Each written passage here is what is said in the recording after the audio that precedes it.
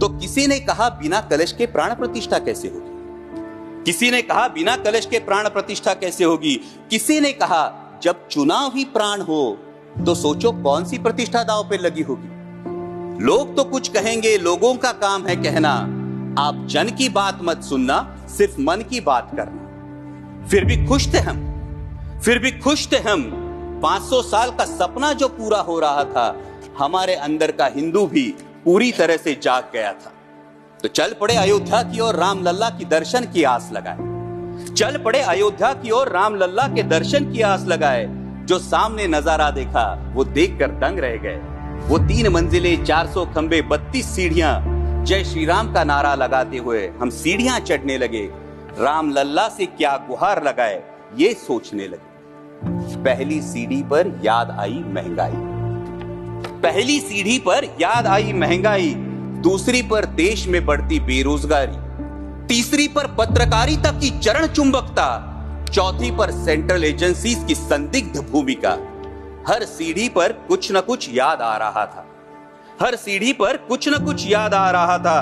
कहीं 15 लाख का जुमला, कहीं किसानों का आक्रोश था, कहीं महिला कुश्तीगिरों की वेदना थी, कहीं सालाना 2 करोड़ रोजगारों का वादा था, कहीं बढ़ती सांप्रदायिकता थी, तो कहीं चुनिंदा पूंजीपतियों पर मेहरबान हमारी सरकार का चेहरा था। इस वास्तविकता ने झंझोड़ने के बाद भी हम अंधभक्तों की तरह चलते गए। होश तो तब संभाला जब राम लल्ला के दर्शन हुए। हमें नतमस्तक देख राम लल्ला मुस्कुराते हुए बोले, हमें नतमस्तक देख राम लल्ला मुस्कुराते हुए बोले, मैं कल भी था, आज भी हूं, कल भी रहूंगा। जितना इस मंदिर में हूं उतना ही तुम्हारे मन में रहूंगा। लेकिन याद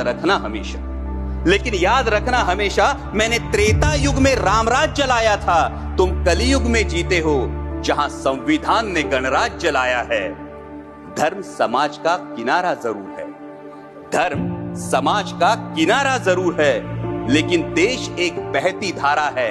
किनारे को धारा के बीच में लाया तो प्रवाह अड़ जाता है, प्रगति के पथ से हट जाता है। इसलिए धर्म का ठेकेदार नहीं, पहरेदार बनना चाहिए। इसलिए धर्म का ठेकेदार नहीं, पहरेदार बनना चाहिए। तुम रहो न रहो, वो रहे न रहे, ये देश रहना चाहिए, देश का संविधान रहना चाहिए, देश का लोकतंत्र रहना चाहिए, ये देश रहना चाहिए। जय हिंद,